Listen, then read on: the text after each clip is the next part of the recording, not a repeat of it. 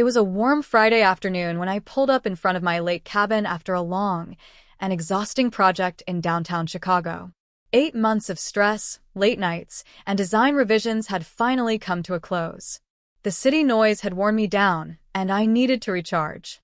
So, I grabbed the keys to my new BMW M3, hit the highway, and made my way back to Pine Valley Estates, a place that wasn't just another neighborhood to me. It was something I had built, designed, and poured years of my life into. As I turned onto Pine Valley Drive, the pride I felt was hard to describe. The way the road curved naturally with the terrain, the seasonal landscaping I had personally planned, the houses echoing that modern rustic charm I had envisioned from day one, it all still felt surreal. My cabin sat quietly at the end of Maple Lane, lot number 23. I parked in the same spot I had always used, the open area across from my house, next to the community mailboxes. It didn't block traffic, was spacious, and from that spot, I could see my home in its perfect symmetry. I had just stepped out of the car when I heard the sharp sound of heeled footsteps behind me. Turning around, I saw a woman in her 40s, crisp polo, khakis that looked starched, walking a golden retriever with more discipline than affection. She had a shiny metal badge that gleamed in the sun. HOA president. "Excuse me," she said with a voice that tried to be polite but carried an unmistakable undertone of control. "Beautiful day, isn't it?" I offered, smiling. "Yes, it is," she replied, eyes locked onto my car, scanning it like she was conducting a police inspection. "I'm Linda Martinez, president of the Pine Valley HOA. I don't believe we've been properly introduced." "Jake Thompson," I replied, extending my hand. "Cabin 23, right there." "Ah yes, the weekend visitor," she said, her smile tightening.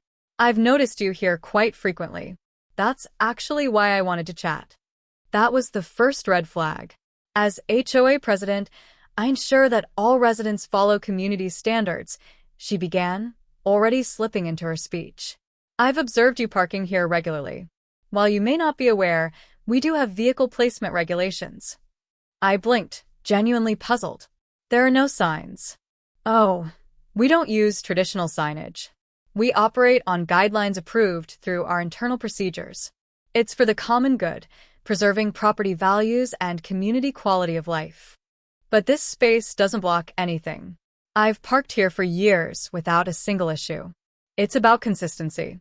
What may seem harmless on an individual level sets dangerous precedents on a community scale," she said with a tone that made me feel like I was a misbehaving child. "You'll find life more pleasant here when you work with the HOA rather than against it." I asked to see the written policy. Her smile didn't flinch, but her eyes narrowed. "Community management isn't about finding loopholes. It's about respecting authority." She walked off before I could say another word, leaving a strange mix of anger and confusion bubbling inside me. That night, I got an email from the HOA, a $75 fine for unauthorized parking. The subject line felt like satire, preserving community excellence. I had parked in the exact same spot for 3 years. Now, suddenly, it was a violation? What followed was even more baffling. As I walked the neighborhood, I noticed at least a dozen cars parked in similar spots. Mr. Wilson's pickup, Mrs. Smith's SUV, a contractor's van that dwarfed my BMW. None of them had tickets. None of them were being watched. Just me. It wasn't enforcement, it was a personal crusade. I realized I had become a target. The next morning, I made coffee and decided I wasn't going to budge. I parked in the same spot, set up a folding chair next to my car, grabbed a novel, some snacks, and made a day of it. Linda's curtains twitched. She passed by twice with her dog, trying to catch my eye. On her second pass, she stopped. "Didn't you receive the HOA notice?" she asked, clearly annoyed. "Good morning, Linda. Beautiful day for reading outside, don't you think?" She bristled. "You're defying community rules." "I'm reading a book," I replied, flipping a page. "Is there a rule against literacy?" Her face hardened. "This is community-managed space. Show me the deed." Silence. She stormed away. Hours later, when I returned from lunch, my car was plastered with huge neon stickers. Violation. Final warning. $150 fine. They were industrial grade, hard to remove, even damaging to paint. I spent hours scraping them off, furious but more determined than ever. I called my attorney, Mike Johnson. I documented everything. Photos, emails, comparisons of other vehicles parked the same way. I installed a dash cam and even set up a camera for my cabin window. Mike told me to be ready. People like Linda often escalate. And he was right. The next day, I parked again and worked from outside, laptop, coffee, the works. Linda came straight at me, furious. "I'm calling the police," she snapped. "You're harassing me, defying authority, and threatening community harmony." She dialed 911, loudly reporting that I was making her feel unsafe. I wasn't doing anything but typing on a laptop. I quickly called Mike, who stayed on speaker as the officer arrived. The cop, Officer Davis, looked at me, then at Linda. "Ma'am, is this man threatening you?" "Well, no, but his behavior is disruptive." "Disrespect isn't a crime," the officer said. "False emergency reports, however." Linda's face paled. She had just crossed a line, and it backfired. 3 days later, she sent out an emergency HOA meeting notice. Subject: safety concerns. She accused me of threatening behavior, legal intimidation, and being a disruptive force. I had become the villain in her narrative. I showed up to the meeting, not to defend myself, but to reveal the truth. I plugged my laptop into the projector and pulled up the original blueprints for Pine Valley Estates. Then I showed the signed contracts. Then the groundbreaking photos. Then the city council presentation, where I explained my vision. "You designed this place?" someone asked from the crowd. "Yes," I replied. "Every tree, every road, every line on the blueprint." People were shocked. Gasps. Whispers. Linda looked pale. "You created the HOA?" another resident asked. "Yes." I signed the documents transferring governance. Linda stood and declared, "None of this matters. Rules are rules." But the momentum had shifted. The same neighbors who were wary days ago were now applauding. They voted to drop all fines against me. Then came the final blow, a motion to remove Linda as HOA president. The room erupted in favor. She was voted out 42-1. She didn't take it well. The next day, I got a letter from her new lawyer claiming my past role as developer was irrelevant, that all authority belonged to the current HOA leadership. She argued I had no special status and that I needed to pay up. But I had one more card to play. I pulled out old city planning maps, development agreements, and jurisdiction diagrams. What I found was gold, the parking spot where this all began. It wasn't HOA property, it was city property. Always had been. The HOA had zero legal authority to enforce rules there. For 3 years, Linda had issued over $15,000 in illegal fines. I called city planning officials and arranged another meeting. This time, Jennifer from city planning and a property records specialist joined me. Linda tried to block the meeting, declaring it unauthorized, but she couldn't stop it. Jennifer projected the city map. "These yellow areas," she said, pointing, "are public right-of-way, managed by the city. The HOA has no authority here." The room went silent. "So," someone asked, "all those fines were illegal?" "Yes," Jennifer confirmed. "Only the city can enforce those areas." Linda lost control. "I am the law here," she shouted. But it was over. A second vote removed her. Unanimous. She left the room screaming about property values and order. No one followed her. A week later, the new HOA board, led by reasonable, community-focused members, revoked 90% of her absurd rules. No more mailbox inspections. No more grass height enforcement. And definitely no more parking drama. 2 weeks after that, I watched Linda's moving truck pull away. No one waved goodbye. The cop who once responded to her 911 call even stopped by. He smiled at my parked BMW. "No more emergencies about parking, huh?" "Nope," I grinned. "Just peace and quiet." As I sat on my porch, sipping coffee and watching the sun dip below the horizon, I smiled. The neighborhood was finally being run by people who understood what it meant to live in a community, not a dictatorship. And to think, it all started with a parking spot. Just when the dust seemed to be settling, a new kind of storm began brewing. I thought the HOA meeting, where I revealed I was the architect behind the entire neighborhood, would have ended everything. But I should have known better. People like Linda Martinez don't go quietly, especially not when they've spent years building their identity around control. 2 days after her public removal from the HOA presidency, I received a certified letter. It wasn't just any letter. It was from Martinez Legal Consulting, written by an attorney named Rebecca Kim. The letter disputed everything I had shared in the meeting. It called my presentation theatrical, accused me of fabricating documents, and claimed that any past involvement I had with the development of Pine Valley was legally irrelevant. According to her, all developer rights had transferred to the elected HOA, and I had no special status. Therefore, she insisted, I still owed fines and needed to cease what she called harassment and manipulation. I couldn't help but be impressed, twisted as it was. Linda hadn't just found a lawyer, she had completely pivoted her strategy. She was no longer denying I was the developer. Now, she was arguing that it didn't matter, that I had no authority anymore, that all my past work gave me no standing against the rules she believed still applied. She wanted to push the narrative that even though I had built the neighborhood, I had no place challenging its current leadership, even though she was no longer part of it. But that letter got me thinking. Was she right? Had I unknowingly surrendered my ability to challenge her? I pulled out the original contracts, documents I hadn't looked at in years.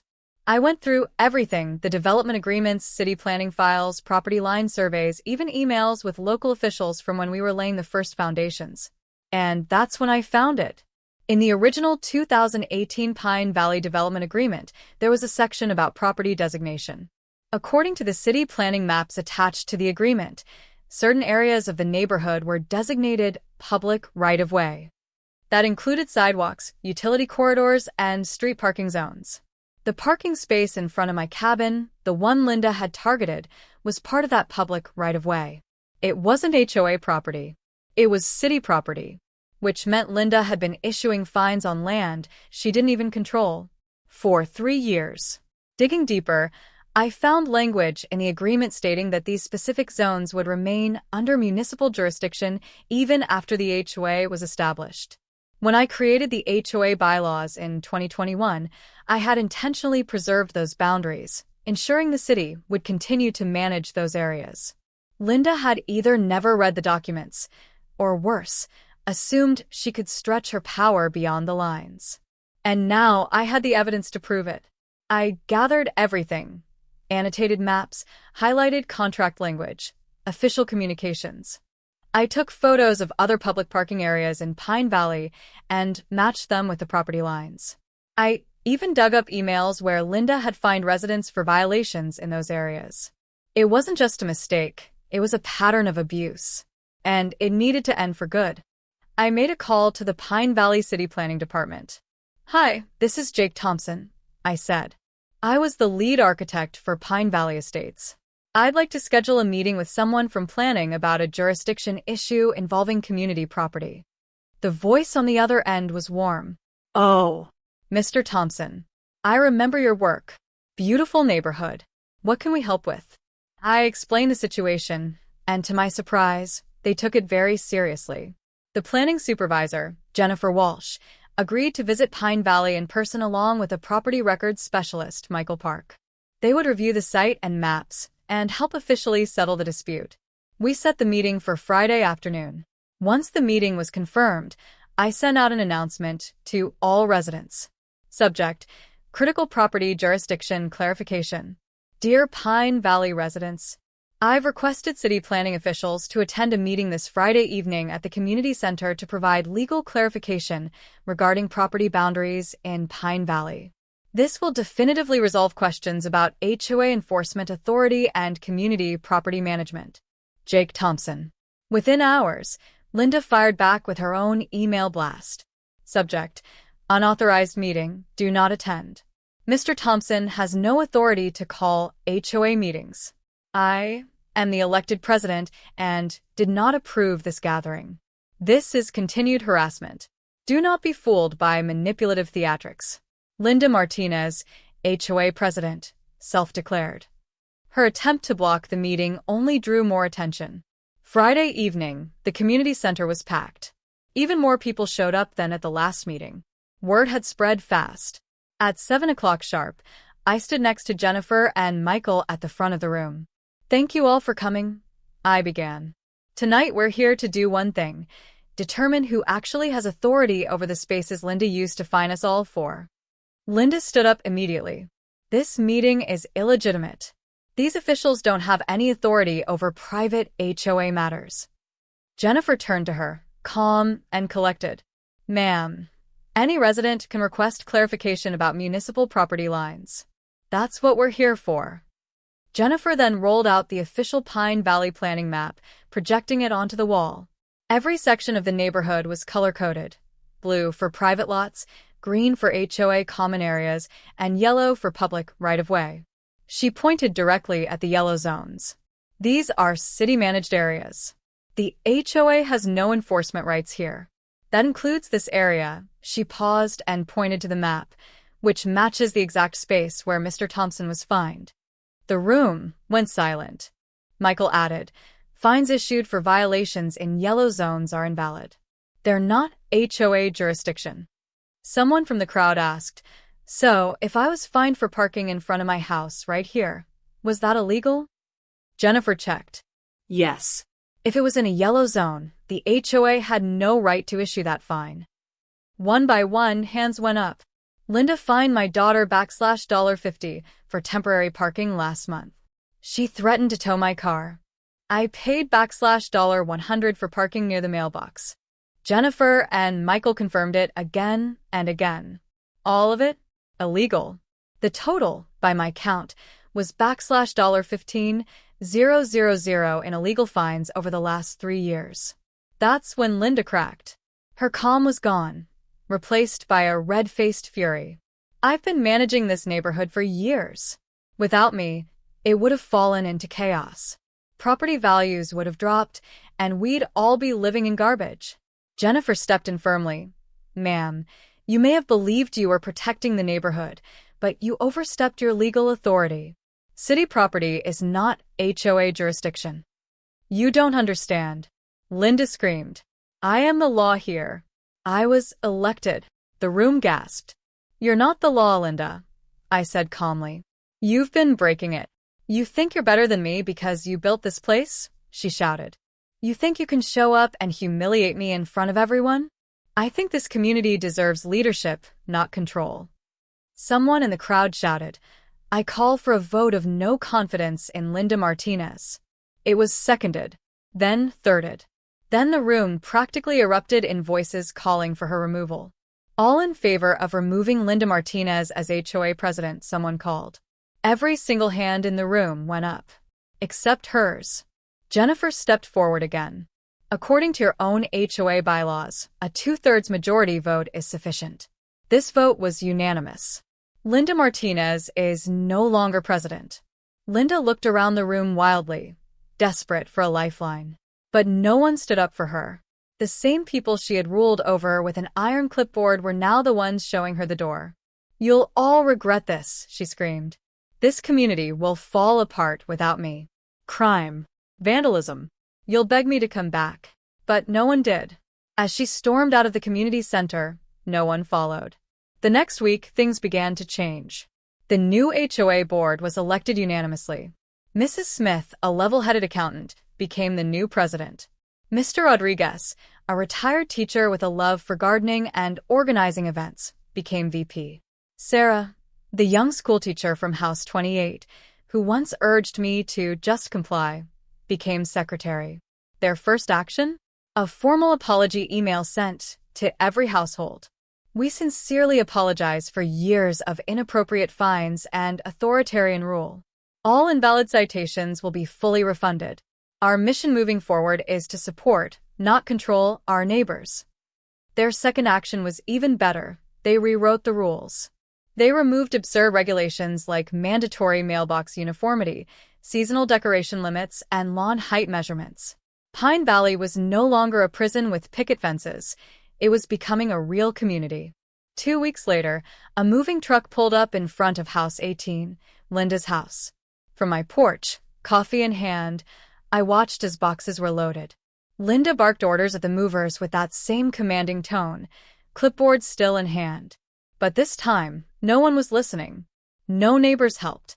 No one said goodbye. She never looked in my direction. As the truck drove off, Mr. Williams walked over. "End of an era," he said. "Beginning of a better one," I replied. That evening, Officer Davis, the one who responded to her 911 call, stopped by while patrolling. He grinned at the sight of my BMW still parked in that same, violating spot. "No more emergency calls about aggressive parking behavior?" he joked. "None," I laughed. "Turns out, knowing the law beats making up the rules." He nodded. "You know what I told my sergeant about this whole mess?" I said next time someone calls the police over a parking space, I'll ask, "Did you build the neighborhood you're complaining about?" And if the answer's no, it's probably not an emergency. We both laughed. I watched him drive away and took another sip of my coffee, watching the golden light stretch across Pine Valley, the trails I designed, the homes I built, the community finally at peace. It took a war of documents, patience, and truth. But justice wasn't just served. It was designed into the very foundations. It's strange how peace can feel unfamiliar, even after you've fought so hard to earn it. Weeks had passed since Linda's departure, and the neighborhood was quieter. Kinder. Lighter somehow. Pine Valley Estates didn't just look different, it sounded different. No more hushed arguments in driveways, no clipboard inspections, no passive-aggressive email blasts. Just kids laughing, wind through the trees, and people remembering what it felt like to live side by side without a hierarchy breathing down their necks. The morning coffee on my porch tasted better. Not because the beans were different, or because I'd suddenly become a master barista, but because everything I looked at, every window, trail, fence line, had finally settled into the vision I once dreamed on drafting paper years ago. My blueprint had become more than timber and brick. It had become real. Alive. The new HOA board was working wonders. Mrs. Smith had led with humility, not authority. She didn't issue mandates, she asked questions. Mr. Rodriguez organized a gardening club that started transforming empty corners of the neighborhood into little pockets of life. Wildflowers here, tomatoes there, even a pollinator section for bees and butterflies. Sarah, now the secretary, kept everyone connected with a newsletter and monthly neighborhood updates that read more like birthday announcements and funny pet stories than bureaucratic memos. It was everything I had hoped the HOA could be when I established it, before someone like Linda took the wheel. I became more involved, too. At first, it was casual, lending a hand during trail cleanups, sketching new signage for the community center. But the residents began inviting me in for more. A young couple at Lot 17 asked if I'd help reconfigure their outdoor deck to get more sunlight in the mornings. I sat with them for hours, listening, drawing, suggesting. A week later, we broke ground. Their faces when they saw the finished result? Worth every second. One afternoon, while helping Sarah set up chairs for porch night, she turned to me and asked, "Do you ever regret it?" "Regret what?" "Getting involved. Standing your ground. Fighting back." I took a moment, looked around at the laughter, the shared food, the kids playing tag on the lawn. "No," I said. "If anything, I regret not doing it sooner." She nodded, then smiled. "We're lucky you didn't just pack up and sell." I thought about that.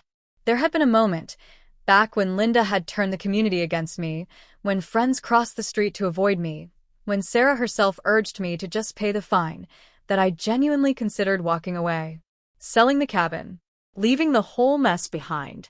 But now I was glad I didn't, because sometimes you build more than walls and walkways. You build trust. And sometimes you have to protect that with the same intensity you used to create it. One Sunday morning, as spring fully arrived, I woke up early and walked the entire loop around Pine Valley. No real purpose. Just to see it all. House by house, I remembered every design choice. The position of that big bay window to capture morning sun.